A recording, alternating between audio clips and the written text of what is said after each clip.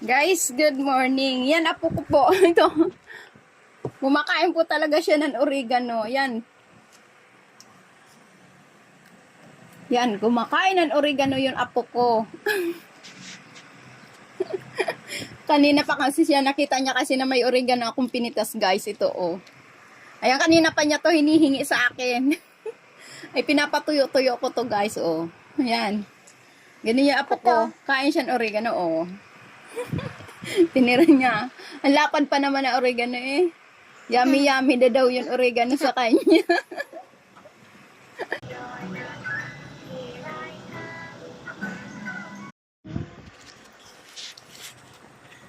Guys, good morning. Yan, apo ko po. Ito.